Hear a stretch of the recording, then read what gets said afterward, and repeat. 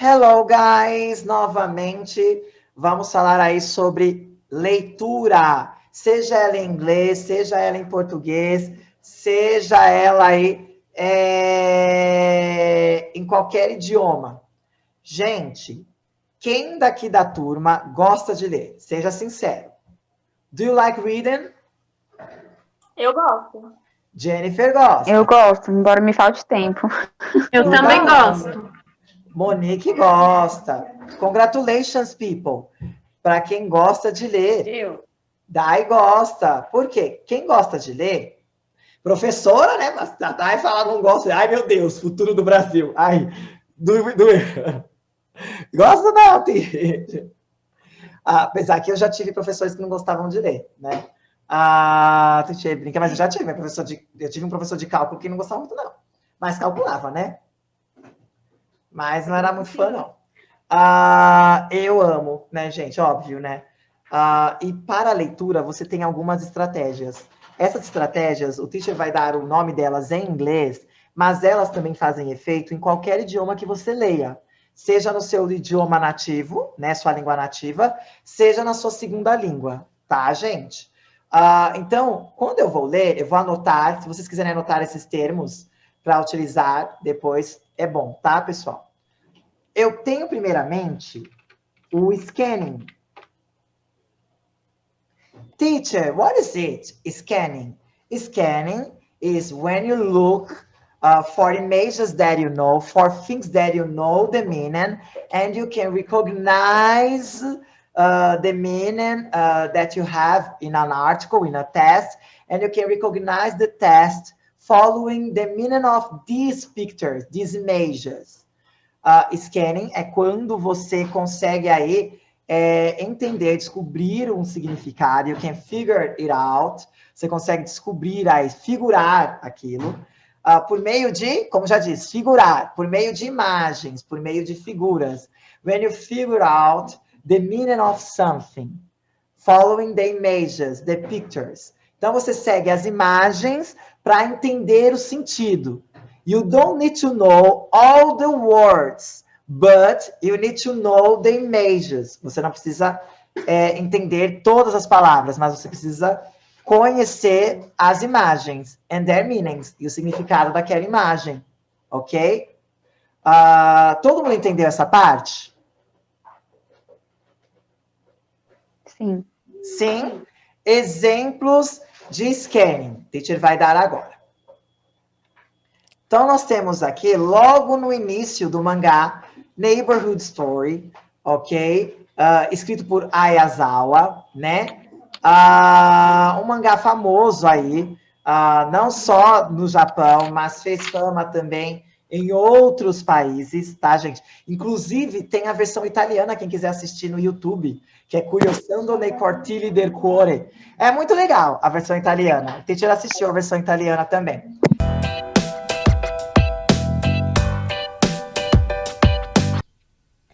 Davvero commovente. Buongiorno, Norigi. Sì, Santa polenta, sembra la stella cometa da come brilla. Mi ci devo ancora abituare. Che cos'ha da guardare, Norigi? Non sono mica un folletto di città. Perdonami, sono ancora un po' assonnato. Ma figurati, la colpa è dei tuoi capelli. Non mi ha nemmeno degnato di uno sguardo, non si è neanche accorto della mia presenza. Oggi mi sento in forma smagliante, potrei sollevare il mondo con un dito. Siete avvertiti. Ciao a tutti. Schiodarsi? Ehi, Melissa, non avrai intenzione di lasciarmi qui da solo! Strampalati questi giovani d'oggi, e chi li capisce?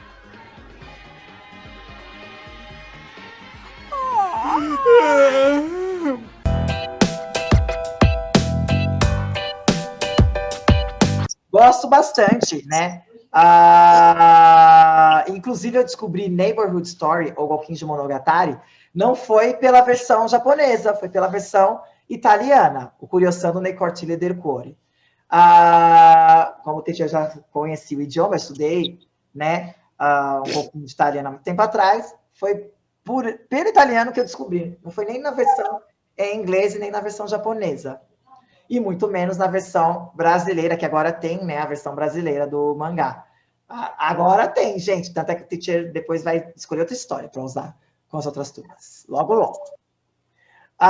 Então, primeiramente, quando você descobre as imagens, e pela imagem, você consegue entender mais ou menos o que se passa naquela situação. Querem um exemplo? O teacher vai pegar aqui a Mikako. Então, eu tenho aqui, gente, nesta imagem aqui, Design Lab Room, I have a kind of atelier. We have a girl and she's sewing something. So if she's sewing something, she works with that maybe. And she talks about many kinds of things that she does on her Institute of Art, on her school. Então, ela descreve aí várias coisas que ela faz aí na escola dela, no Instituto de Arte. Antes de entender as palavras, antes de tudo, olhando as imagens, o que eu descubro aqui, gente? O que eu já descubro pela imagem? Quem vai responder para o teacher é Monique. Monique, por essas imagens, sem ler o texto, o que você deduz? Que ela vai ser estilista. Que ela vai ser estilista. Por quê? Porque tem os manequins, elas estão costurando também. Isso, pelo menos que ela está costurando. She's sewing something, ela está costurando. Ou seja, tem os manequins. We have the mannequins. We have many people working with that. So, she's going to be a fashion designer, or she works with that, or she studies that. Ou ela estuda aquilo.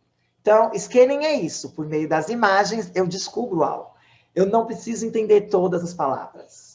Ok. Second methodology. Segunda metodologia. Skimming. Teacher, what is it? Skin. Pele. Nata. When you look to the words that you know the meaning, and you follow the meaning of the words that you know, and you figure out the meaning of an article, of a text. You can discover the things following the topics that you know, the vocabulary that you know. Você consegue aí figurar aquilo, descobrir o significado daquilo, entender o significado daquilo, criar uma imagem daquilo, por meio de palavras que você já entenda. Generally, we have cognate ones. Geralmente, nós temos aí cognatos. Então, vamos entender aí com... A gente já fez com a Monique. Vamos, então, com Vitória. Vi. Do you remember what is a cognate? O que é um cognato? Lembra? Agora, mais ou menos. O que seria um cognato, na sua opinião? Que ele acompanha a palavra como se fosse tipo um verbo? No. It's more simple than that. Duda, do you know? Palavras cognatas? Yeah. What is it? São palavras que são parecidas com o português, que você lê e você fala, acho que significa isso em português. Isso mesmo. Você pode seguir... Você já consegue deduzir, né, o significado dela. Você consegue deduzir por essas palavras também o que nós temos no texto. Então, Duda, nessa primeira parte aqui, nesse primeiro quadro, our school, the Yazawa Institute of Art, nicknamed Yazagaku, has 4 main courses which include fashion design, interior design, visual design, and industrial art design. Só seguindo aí as palavras cognatas. O que você já consegue entender? Tudo? Everything, teacher? Ou quase tudo? Ela fala que tem muitos cursos no instituto, né, no lugar onde ela estuda, incluso fashion design, interior design, visual design e industrial design. Aí ela fala depois, nossa escola, aí ela coloca o nome, aí coloca Instituto de Arte, e aí o nome em japonês, eu acho. Ok, isso mesmo. Quais são as palavras cognatas que você tem para deduzir isso? Ó, courses, né? Não sei se é como se fala, Ok, cursos, include, include. incluso, fashion design, que são coisas que a gente fala aqui, né? A gente não muda o significado. Interior design, Aham, visual design, aham. industrial art design. São todas palavras cognatas. São todas palavras cognatas. E fashion, apesar de ser um termo em inglês, é um termo que eu já uso no Brasil. Então, o Aham. Brasil já abraçou. Assim como design já é um termo que o Brasil já abraçou, né? Então, realmente, nós temos também mais alguma outra palavra? We have some more here. Institute, Institute, art, design. art. School, assim, não sei se seria uma cognata, né? Porque não é muito parecido, mas é uma coisa que a gente já sabe, né? Isso não é tão parecido, mas é algo que você já sabe. Então você já sabe. Uhum. Ou seja, eu tenho quase todo o texto na mão. Precisaria de um dicionário para ver essa parte? Quase nada, né, gente? Não, Porque só tipo as até, primeiras palavras. porque até o for, for é do Adoro. inglês, mas quem não conta até 10, né?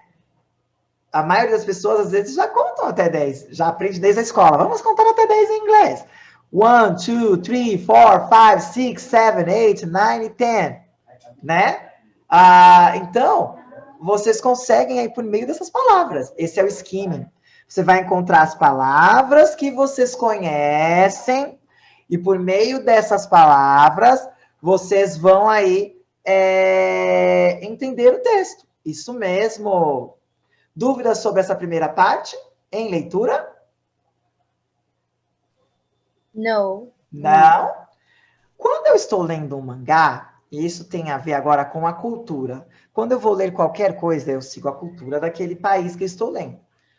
O texto está em inglês, e aqui nós temos várias expressões em inglês, mas o mangá é da cultura pop japonesa. Óbvio, já faz parte da cultura pop quase mundial, né? Todo mundo hoje em dia, na vida, já viu uma imagem de desenho mangá, né? É algo muito forte na cultura, desde aí a década de entre 80 e 90, quando isso começou a se popularizar, né? Então, nós temos aí muitas coisas, né? Da cultura japonesa, que estamos aqui na nossa cultura, e é excelente. O teacher ama mangá, é por isso que eu trabalho mangá em sala de aula também. Então, vamos pensar que no mangá, eu tenho aí, como eu sigo a cultura japonesa, eu também vou descobrir, além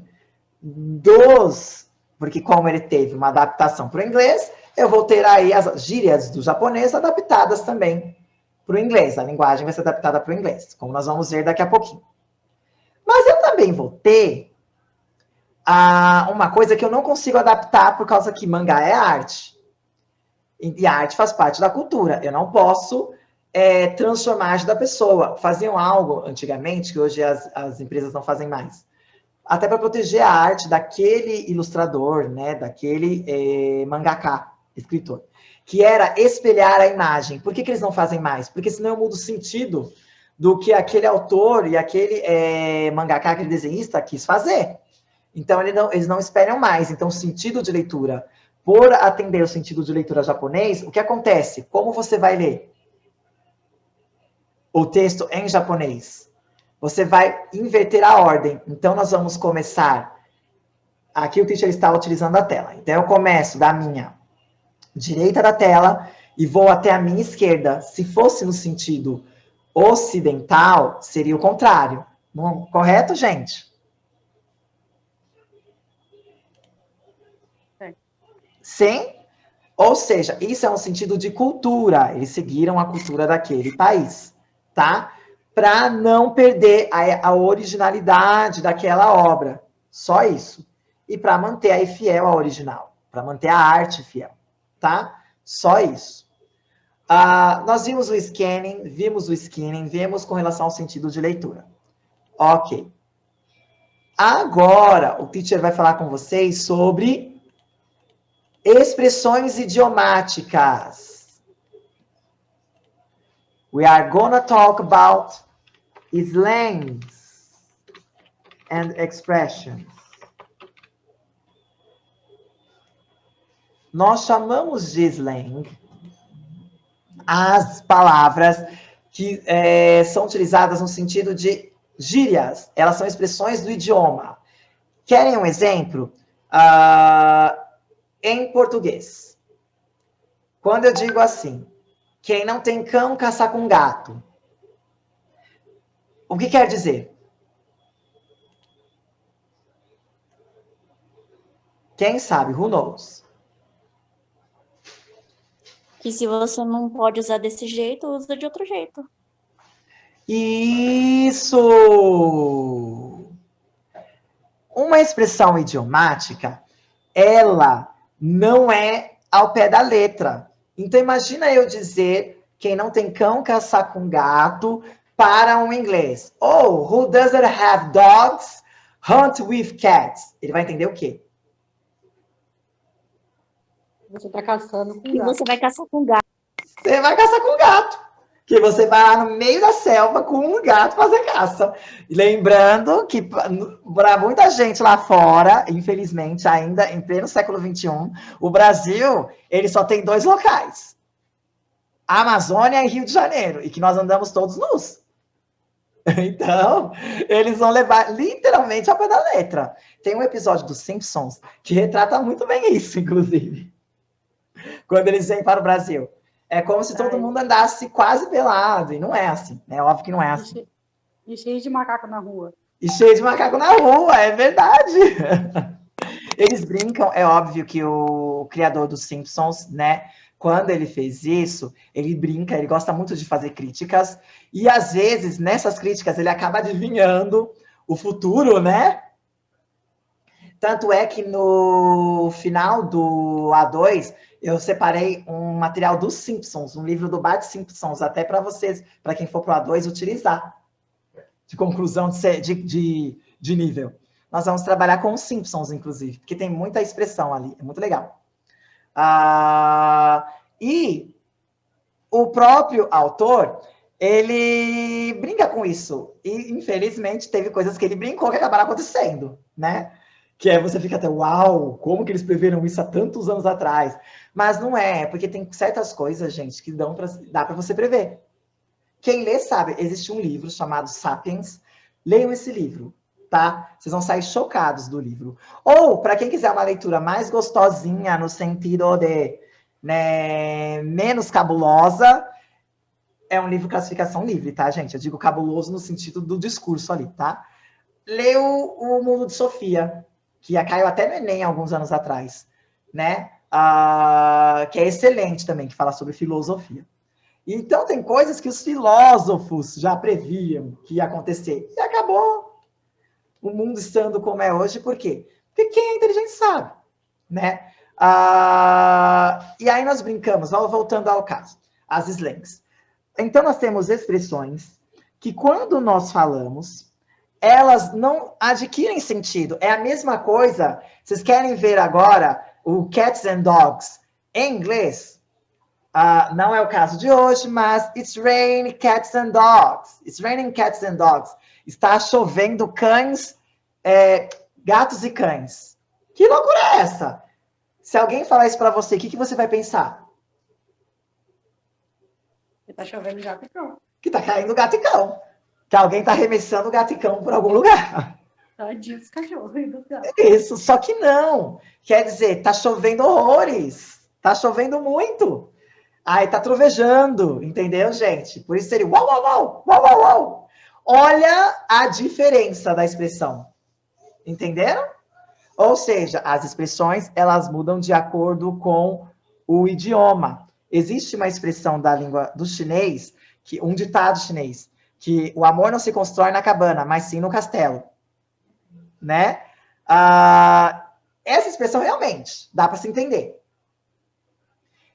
Mesmo que ela esteja ainda no sentido, mas dá para se entender que o amor não se constrói isso é muito da cultura chinesa mesmo. Não se constrói se a pessoa é pobre, mas só quando ela tem condições de mantê-lo, né? É isso que eles querem dizer. E eles são muito disso mesmo. Não só a cultura oriental, ela é mais a raiz, ela tem uma raiz nisso, né? Todo mundo entendeu isso? As expressões variam de acordo com a cultura daquele país. Vamos pegar um exemplo aqui de expressão no mangá. Quem vai trabalhar com o teacher agora vai ser o Kaique. Kaique, tá ouvindo o teacher? Então, nós temos aqui. When the afternoon comes, I become a workaholic girl on fire. I'm ready to go. Quando a tarde vem, eu me torno uma workaholic girl on fire. Qual seria o significado dessa expressão? Você sabe? Girl on fire. Uma garota em chamas? Uma garota em chamas. Dá a entender que ela está pegando fogo, mas ela não está pegando fogo. Na verdade, ela está com gana de trabalhar, né, gente? Ela está animada para o trabalho. E o workaholic é porque ela é viciada em trabalho. Ela é trabalhadora, ela gosta de trabalhar, né? É isso. Existe uma canção muito famosa da Alicia Keys. Quem conhece? Girl on Fire.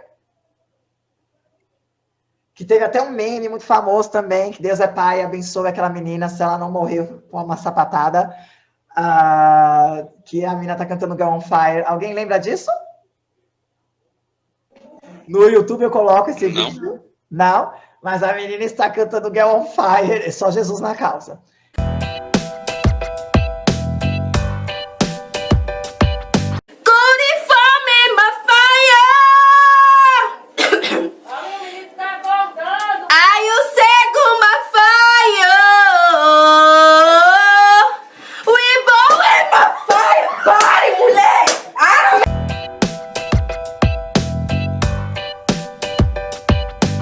Ou seja, que nada mais, nada menos, quer dizer que a garota ela está aí com gana de vencer, que ela está animada para aquilo.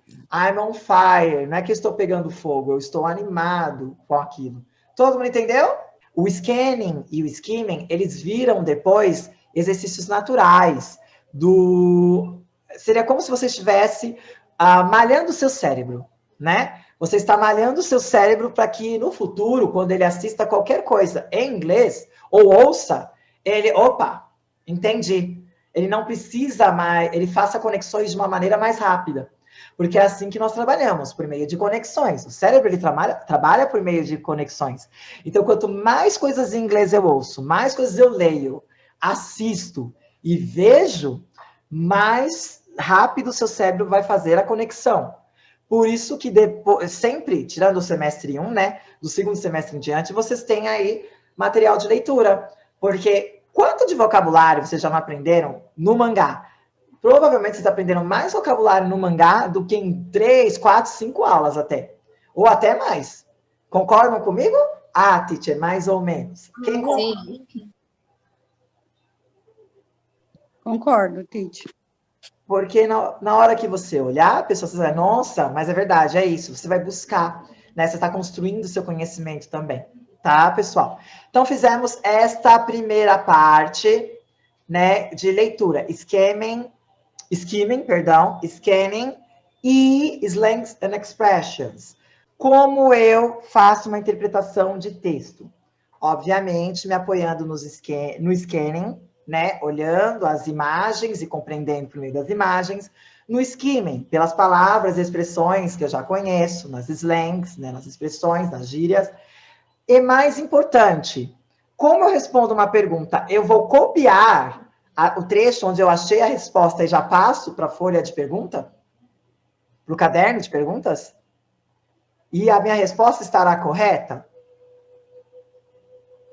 Quem concorda, será correta ou não? Só copiar, eu acho que é isso aqui, copio aquilo.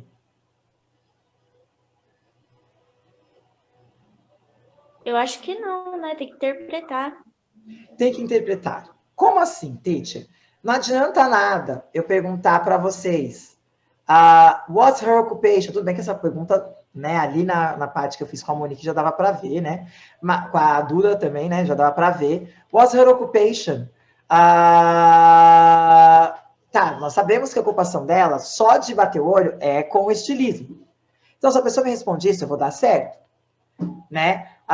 E para isso eu não precisei ler tudo. Pela imagem, fazendo o scanning, eu já consigo responder. What's her dream? She wants to be a fashion designer. Pela imagem, eu consigo responder isso também. Porque ela já mostra que ela está costurando, né? Que ela está fazendo peças. Aí eu pergunto, does she work with her hands? Preciso ler o texto para saber a resposta dessa pergunta? Se o trabalho dela é manual?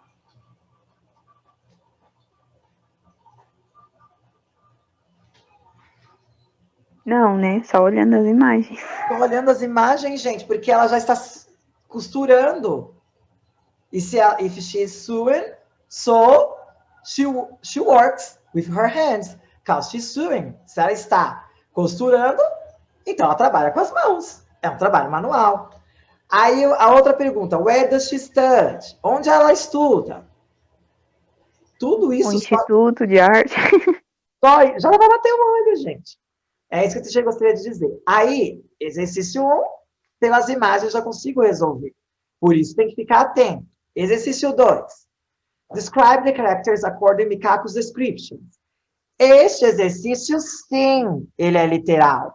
Porque ele fala, descreva as personagens de acordo com as descrições da Mikako. Nesse, eu posso olhar o que ela descreveu e copiar? Sim. Sim, porque ele pede, o enunciado ele pede.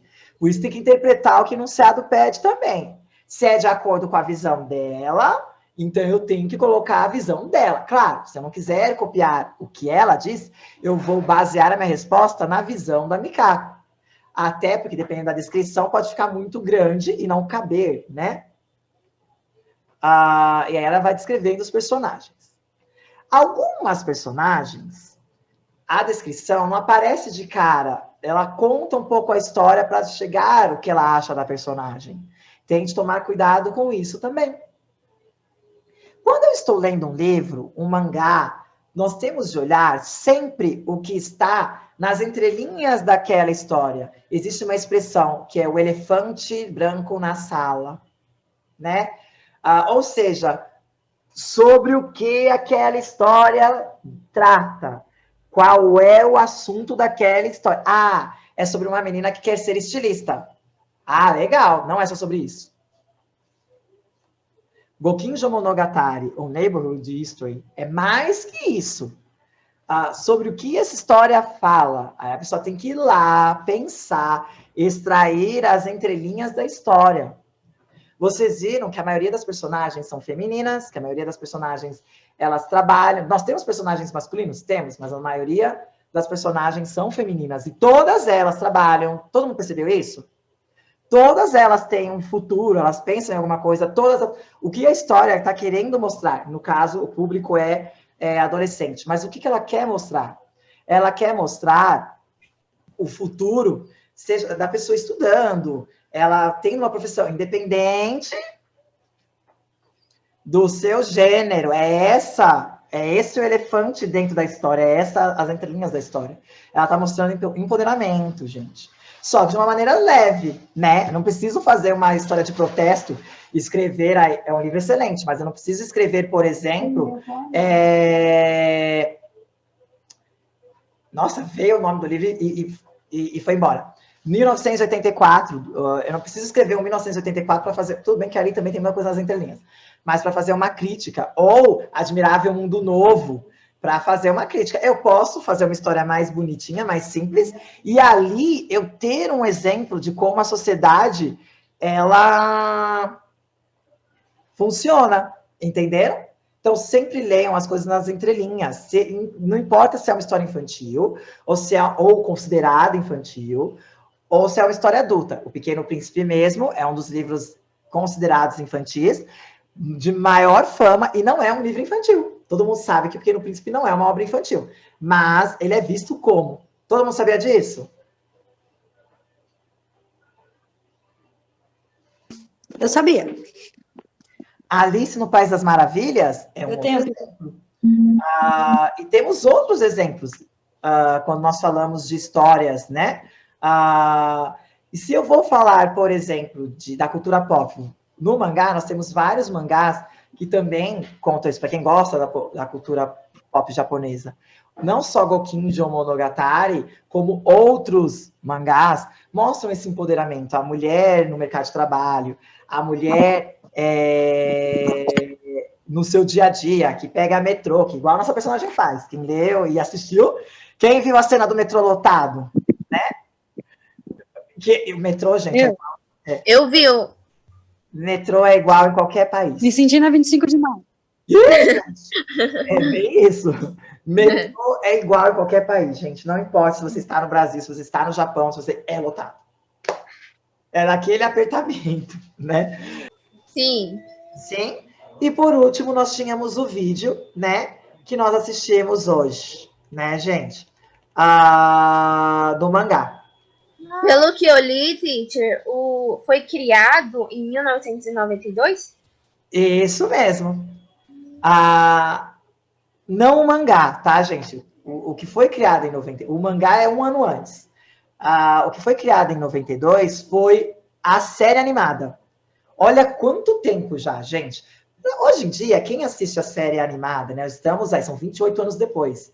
Então, quem assiste a série animada e vê a Mikako e o Tsutomu no metrô, a Mikako querendo ter a própria marca dela, ela já indo num barzinho, acha tudo bem.